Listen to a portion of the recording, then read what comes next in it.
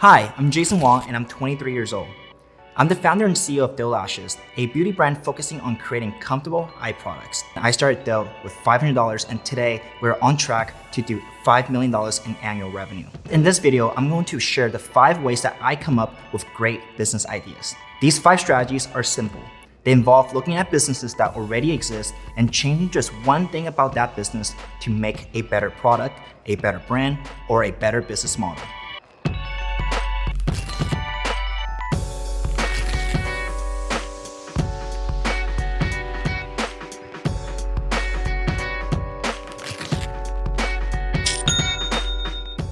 I'll tell you more about my story, but I'm actually here to help you get started on your story. By the end of this video, you'll start thinking like a successful entrepreneur. You'll suddenly see all this opportunity and business ideas around you. When you're trying to come up with a good idea for a small business, start by looking at the brands around you. Think about what the business is selling and who they're selling it to. Then ask yourself how they may distribute that product differently. When I talk about distribution, I'm talking about how the product gets from the company to the end consumer.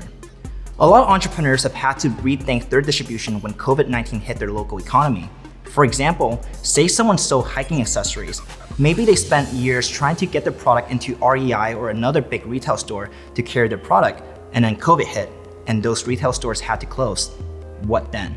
Many businesses have had to pivot to other distribution channels, such as selling directly to their consumers through their online store. But there's also a large group of businesses that have not made that pivot, and that's an opportunity for you to start your own business. Think about the products that you use to buy in stores all the time. Which of them are easy to find online and which aren't? Is there an opportunity to start selling some of these products online? I'll give you one example, and feel free to steal this idea. Birthday gifts. Before COVID-19, if a friend was having a birthday party, I'll usually go to the store to buy them a gift. That way, I could have the gift wrapped in store. But nowadays, it just doesn't make sense to order a gift online, unbox it at my place, and then buy the wrapping papers to make it look presentable. There's an opportunity here for a savvy entrepreneur to create a better way for people to buy and send gifts to their friends. Some ideas that I've seen revolve around the concept of creating a box for a party or creating gifts that people can buy as a set. Here you can create a few handmade crafts or buy some cool products wholesale, wrap them up in a nice gift box, and allow your customers to enter their friend's address and send the gift with a custom card. You can charge a premium for doing the service. And boom, there you have it.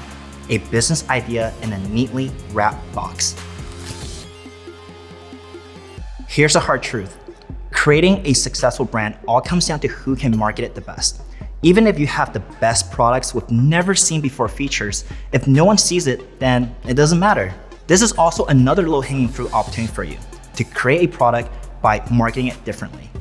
Another term to categorize these brands is private labeling. Private label products refer to products that are manufactured by a single company for the purpose of allowing other companies to brand the product. You can visualize this as literally putting a sticker of your logo on an existing product. If you have ever bought anything from Walmart's Great Value brand or Amazon Basics, you have seen a private label product already. The benefit of private labeling is minimizing the need to spend money on research and developing new products, and instead, take something that is tried and true and just market it differently. When it comes to marketing the product, you can change who you market to and how you market it. Let's take a pair of leggings for example. You can take a pair of leggings and market it to discount shoppers who are just looking for something to wear every single day. Take the same pair of leggings and change your brand to target affluent audience with better branding. Use high quality lifestyle photos and persuasive website copy to elevate the perceived value of your product. You can now sell the same pair of leggings for double the price without changing the actual product because your brand is targeting a different audience and selling them a new experience. Finding private label manufacturers is simple. You can use sites like Alibaba and add the keyword private label after your product name to find manufacturers who have products made just for you to change the branding. I have a class in Shopify Compass on how to find suppliers overseas that explains the process in more details. I'll leave a link to that below this video. This method is similar to private labeling, except goes deeper in changing the entire design experience for the end customer. This could be changing the design of the product to make it more unique or changing the packaging design to make the experience more brand cohesive. If you have ever seen people in school carrying around a thermal bottle from brands like Hydro Flask or alternate brands, then you have seen products that took an existing product and stood out with a different design.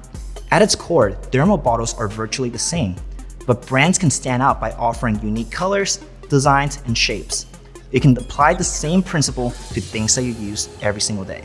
Think about the keyboard that everyone has but with unique designs and colors, or the classic coffee mug with witty messages. Now think about the brands that stood out to you because they had eye-catching graphic designs or brand colors. Design is a part of everything that we do in e-commerce, from the website experience, the post on social media, to the final product and the packaging that contains your product. It's a blank canvas for you to make it unique to your brand. Especially with design being the first thing that people see when they come across your brand, sometimes that could be the difference of someone clicking into your website or just scrolling past it. Remember, everything that makes up a product can be redesigned, whether it is the color, printing method, or the shape. It is a blank canvas for you. If you shop like me, you know the first thing to do when shopping is to click the sort price from lowest to highest. Maybe one day we can all shop without worrying about the price, but the reality is that product price is one of the biggest factors that helps consumers make a decision on their purchase.